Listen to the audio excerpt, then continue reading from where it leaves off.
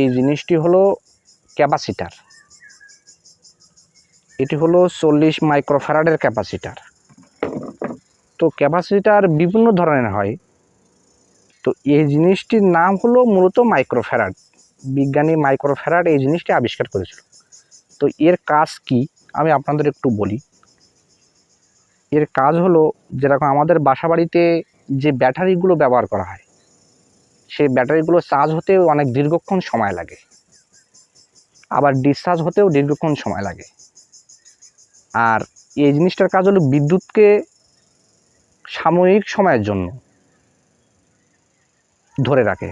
এটি চার্জ হতেও খুব অল্পক্ষণ টাইম লাগে, আবার ডিসচার্জ হতেও খুব অল্পক্ষণ টাইম লাগে। আর এর আরেকটি কাজ হলো বিদ্যুৎকে ফিল্টারাইজ করা। বিদ্যুৎকে ফিল্টারাইজ করে মোটর বা ফোন, এসি, ফ্রিজ সব জায়গাতে এই ক্যাপাসিটার ব্যবহার করা হয়। তো বিদ্যুৎকে ফিল্টারাইজ করে সংযোগ দিয়ে ডিভাইস পরিচালনা করার জন্য এই জিনিসটি ব্যবহার করা হয়। তো আমি আপনাদের যে মূল বিষয়টি বলতে চাচ্ছি, যে এই ক্যাপাসিটার নিয়ে অনেক দীর্ঘ আলোচনা করা আছে। তো আমি মূল যে বিষয়টি বলতে চাচ্ছি, এটি হলো একটি সাবমার্সিবলের ক্যাপাসিটার 40 মাইক্রোফ্যারাডের। তো আমরা বাসাবাড়িতে যে মোটরগুলো ব্যবহার করি, সেই মোটরগুলো দেখবেন অনেক সময় চালানোর সময় জল আসতে ওঠে বা ভালোভাবে উঠতে চায় না, মোটর ঘুরতে চায় না। তো সেক্ষেত্রে দেখবেন ক্যাপাসিটারের সমস্যা হয়। এর ভেতরে আবার কথা আছে, মোটর যদি আস্তে ঘোরে বা জল যদি না ওঠে, তাহলে সেক্ষেত্রে মোটরের রানিং স্টার্টিং কয়েলের সমস্যা থাকতে পারে। আবার মোটরের শ্যাফট বা বিয়ারিং জাম হয়ে গেলেও মোটর আস্তে ঘোরে।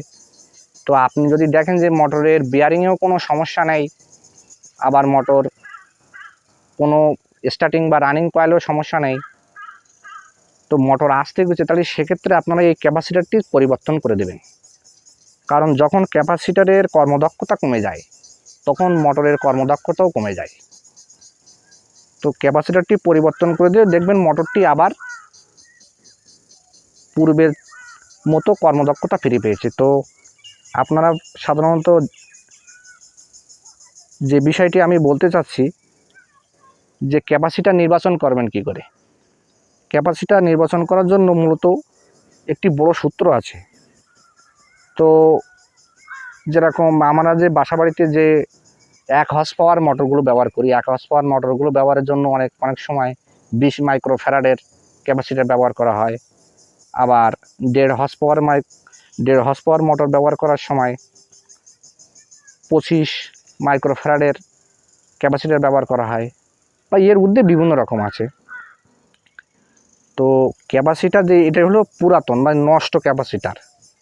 তো যদি এটা আমি চেঞ্জ করেছি সাবমার্সিবল থেকে, তো যদি আপনারা নতুন কোনো ক্যাপাসিটার কিনে নিয়ে আসেন, তো সেক্ষেত্রে এই যে 4টা পিন আছে, এই 4টা পিনে কখনো আপনারা হাত লাগাবেন না। যদি বলেন কেন, কারণ এটি যেরকম ব্যাটারি যেরকম চার্জকে ধরে রাখে, এটি কারেন্টকে সাময়িক সময়ের জন্য ধরে রাখে। তো আপনি যদি এখানে হাত লাগান বা এটি যদি চার্জ বা কারেন্ট বিদ্যুৎকে যদি ধরে রাখে সেই নতুন ক্যাপাসিটার, তাহলে এখানে দেখেন 450 ভোল্ট এসি কারেন্ট লেখা, তাহলে 450 ভোল্ট আপনি বিদ্যুৎ শক খাবেন। তো সেক্ষেত্রে আপনারা যদি ডিসচার্জ করতে চান, তাহলে স্টার ড্রাইভার দিয়ে আপনারা এই যে 2 মাথা আছে, এটা 4টে পিন, এই 4টে পিনের একটি মাথা থেকে আপনারা স্টার ড্রাইভার সংযোগ করে ডিসচার্জ করতে পারেন। আবার এটি এখানে ডিসচার্জ করলে কিন্তু এটি নষ্ট কখনো হবে না, শুধু বিদ্যুৎটা এটি বিদ্যুৎহীন হয়ে যাবে। তো আমি যেটি বলতে চাই, এটি হলো ক্যাপাসিটার আবার 2 ধরনের, পোলার আর নন পোলার। তো এটি হলো নন পোলার ক্যাপাসিটার। আর যেগুলো পোলার ক্যাপাসিটার, সেটিতে আবার প্লাস মাইনাস থাকে, আর ওইগুলো আপনি ডিসি কারেন্টের ক্ষেত্রে ব্যবহার করতে পারবেন। আর এটি এসি ডিসি দুইটাতে ব্যবহার করতে পারবেন, এটাতে কোনো প্লাস মাইনাস নেই। তবে এটি সংযোগের ক্ষেত্রে বা রানিং স্টার্টিং পয়েন্ট আছে বা কমন পয়েন্ট আছে, সেক্ষেত্রে আপনারা আমার আরেকটি ভিডিও দেওয়া আছে, সেই ভিডিওটি দেখে এটি নির্বাচন করতে পারেন।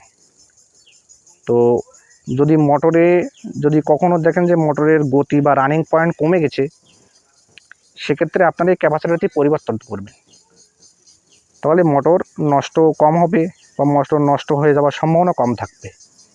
ভাই ধন্যবাদ। যদি ভিডিওটি ভালো লেগে থাকে তাহলে অবশ্যই পেজটিকে ফলো দিয়ে পাশে থাকেন।